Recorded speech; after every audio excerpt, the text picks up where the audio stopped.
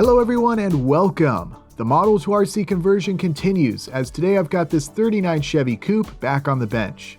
With the suspension and drivetrain in place, the next step to making this 1/24 scale model car move is adding all of the remaining RC electronics. I won't be stopping there though, as I'd also like to add some functional lights to this car. This will be made possible using some tiny pico-sized LEDs. Additionally, these 1/10 scale RC accessories I'm giving away have gone unclaimed since the last video, so you all watching once again have a chance of winning everything that you see here. For the details, stick around till the end of this video. As always, if you're new to this project and want to catch up on the work that's been done so far, you'll find a link to the video playlist below in the description so you can view the prior uploads in this series. But without further introductions, let's dive back into this project. For those who've seen the build series that I did for that 1/24 scale 1965 Shelby GT350, I'm using the same ESC battery and receiver for this build as I used for that one. These electronics are tiny. In fact, they're actually designed for much smaller scale RC models than what I'm building here. They aren't going to be sending nearly enough power to really make this car quick, but the focus with this project is realism, not top speed, so they'll be perfect for this build. I'll link all of the electronics that I'll be using below in the description if you're interested in using the same ones for your project. This particular receiver that I'm using will work with FlySky transmitters. I happen to have a FS-GT3B, but it will work with many other specific FlySky transmitters as well. I'm going to get started on the wiring. I'm thinking that I can put the ESC and receiver into the gas tank right here. They're so small it looks like I'll be able to fit them inside. I'm still not 100% sure if that's where I'm going to put them though, but at this stage, I'm just going to start getting everything wired together. When you're working with these tiny electronics, there is a bit more work involved in getting them all wired together. On something more conventional like a typical 10 scale project, you're essentially just plugging in a few different components into one another. There's nothing overly complex as far as what gets connected to where. The challenge is how small they are. Regardless though, I'll do the best I can to get everything wired up and put in place. I have posted a simple wiring diagram over on Patreon. If you're interested in doing a similar build to this with the same components, you may find that helpful. Of course, having a good soldering iron will make this process a lot easier. I'm using some magnet wire to connect each component.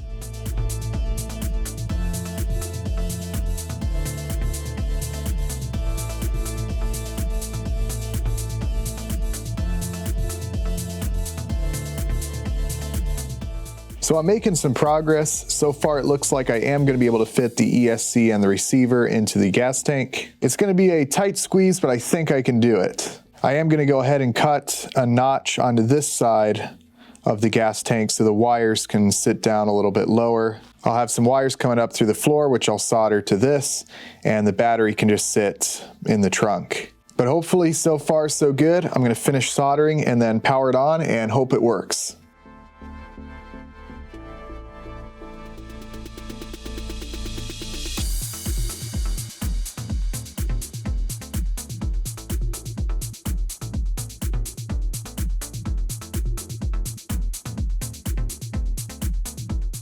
Here you can really see the advantage of using these tiny components. It ended up working out great that they can sit in the gas tank where they won't be seen from either the top or the bottom once the body is in place.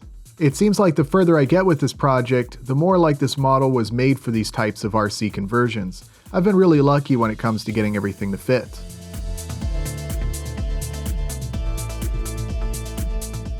So I've got all the electronics wired up and I've binded the transmitter to the receiver. Everything should be working at this stage, however, I think there may be an issue with this ESC. I've probed around checking for voltage, checking for continuity. I've resoldered everything, but unfortunately I just can't get any voltage to come out of it. I don't have any ESCs on hand, however I do have one on order, so for now I'm gonna move on. Even though it's not yet fully functional, I'm still happy I was able to get the electronics installed and everything fitting and looking pretty tidy. So what I'm going to do next is I'm going to cut a hole in the floor around in this area, just large enough for this to fit through. I think I'm going to go ahead and mark where the interior is going to be. I'll make sure that I make that hole somewhere where it's not going to be visible once the interior is put in place.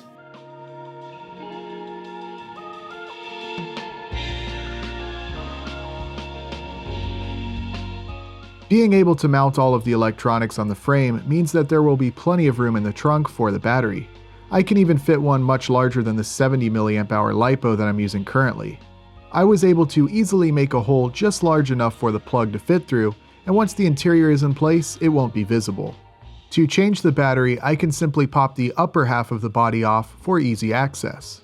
With this lower half of the body in place, the electronics have simply disappeared.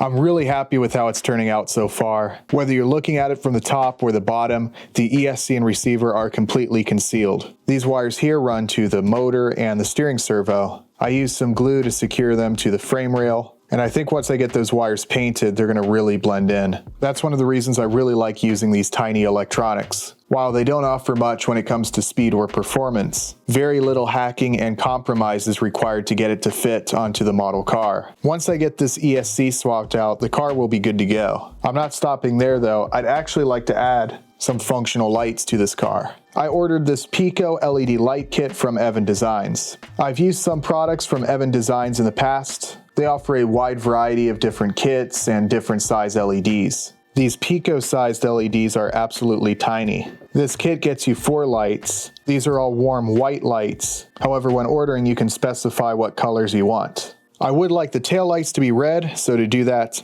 I'll just use a little bit of transparent paint. Rather than tie these LEDs in with the electronics that I already have installed, I'm just going to run it on a separate circuit with the included battery. I'm going to have more than enough room for this in the trunk. And overall for me, I think it might keep things a little bit more simple and a little cleaner, just keeping the lights on a different circuit. If you're doing a similar build though, you absolutely could tie the LEDs in with these electronics if you wanted to.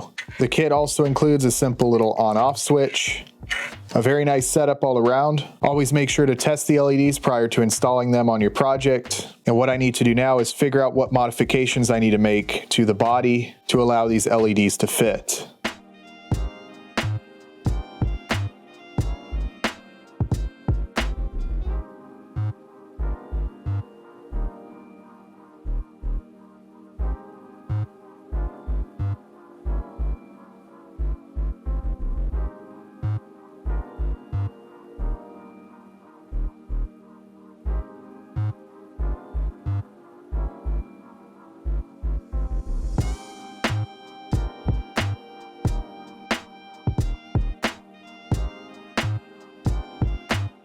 So I think I have the headlight situation figured out, and it's actually going to work really well. What I've done is drilled a hole for the wires and the LED to fit through, and that hole on the fender matches up with the hole on the bottom of this light bucket. This chrome piece here fits right inside, and then there's a clear piece that goes in right there. So basically that light is going to shine through this little hole, and with the clear lens in place, it should look pretty cool. I did make the inside of the light bucket chrome. Not sure if that's really going to make any difference. Very easy to add this tiny size LED to this model kit with very minimal work being required. I'm very pleased with how this is all going together. I'm going to go ahead and do the same modifications that I did here on this side.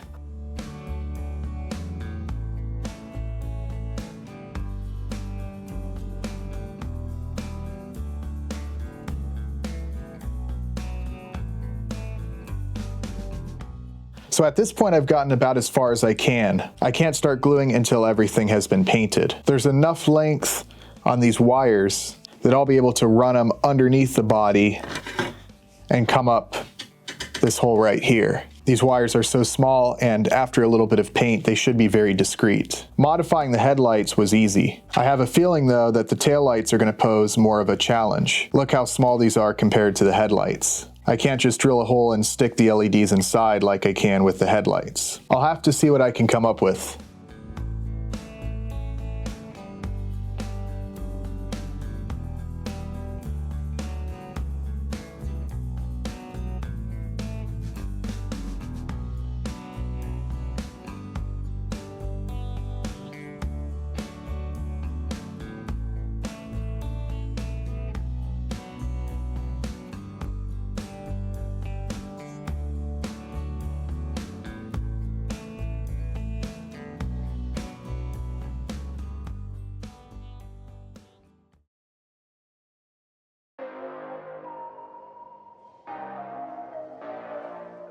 Currently, I'm waiting for the paint to dry, but it looks like the taillights are going to go together better than I thought. All I had to do was trim a little bit off the top of these chrome pieces that go on the end.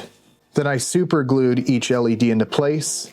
I built up the glue to form this sort of rounded shape, and then I coated them with some Tamiya clear red. It looks pretty good, and there it is with some power going to it.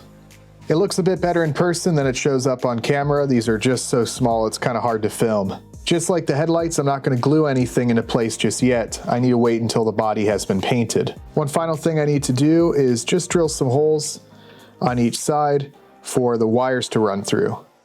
I was actually anticipating that integrating these lights would be more of a challenge, but as you can see, everything went together pretty well with very little compromise on the appearance of the car. Adding LEDs to an RC project can be very cool, however I don't always feel that it adds to the realism of the car. If the LEDs are too large, too bright, to the point where it's literally shining through the plastic, or they're poorly placed and have wires running everywhere, at that point I think it detracts more than it adds from the appearance of the car. I think these pico-sized lights are going to be the way to go on many projects of this size.